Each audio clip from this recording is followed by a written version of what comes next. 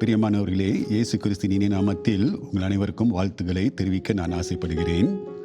இன்றைய நாள் ஒரு விசேஷமான ஒரு நாள். பரிசுத்த வாரத்தின் முதல் நாள். இது திங்கட்கிழமை.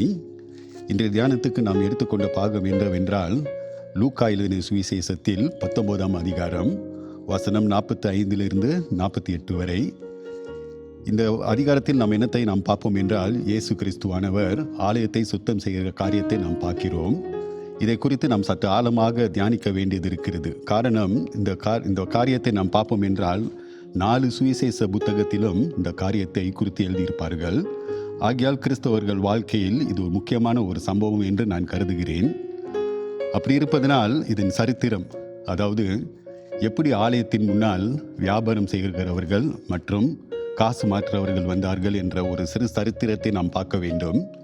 அந்த கூட்டத்தில் இருக்கிறவர்களை நாம் தியானிக்க வேண்டும். நாம் பார்க்கலாம், ரோமர்கள் இருந்திருப்பார்கள், அவிசுவாசிகள் இருந்திருப்பார்கள் மற்றும் யூதர்கள் இருந்திருப்பார்கள். அந்த கூட்டத்தில் இந்த ஆலயத்தின் முன் நடந்த சம்பவத்தில் அவர்களை நாம் சற்று தியானிக்க வேண்டும். ஆலயத்தில் சுத்தம் பரித்தம் செய்யும்படி ஆண்டவர் என்னத்தை வலியுறுத்துகிறார் என்று நாம் பார்க்க வேண்டும். இன்று நாம் பார்ப்போம் என்றால், நம் வாழ்க்கையானது எப்படி இருக்கிறது, ஆலயம் எப்படி இருக்கிறது, ஆலயம் என்றால் இந்த காலத்தில் நாம் என்னத்தை கூறுகிறோம், ஆலயத்தை நாம் எவ்வாறு சுத்தம் செய்ய வேண்டும் என்று ஒரு சில காரியங்களை நாம் பார்க்க வேண்டும். அதே நேரத்தில் இன்னும் ஒரு காரியத்தையும் நான் உணர்ந்து கொள்ள வேண்டும். இயேசு கிறிஸ்து குறிப்பாக பழைய ஏற்பாட்டில் ஒரு சில காரியங்களை அவர் கூறுகிறார்.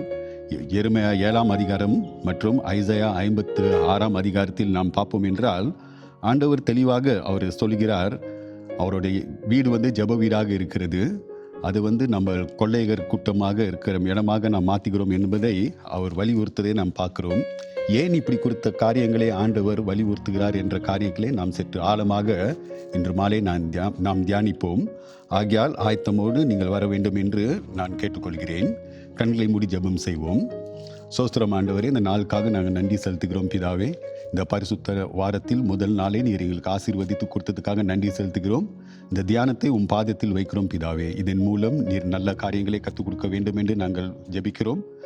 இந்த பாடமானது ஆண்டவரே, இந்த தியானமானது ஆண்டவரே, எங்கள் வாழ்க்கையில் நாங்கள் இதில் பயன்படுத்தும் போது ஆண்டவரே, நீர் எங்களை உம்முடைய வழியில் வழி நடத்த வேண்டும் என்று இயேசு நாமத்தில் ஜெபிக்கிறோம் பிதாவே.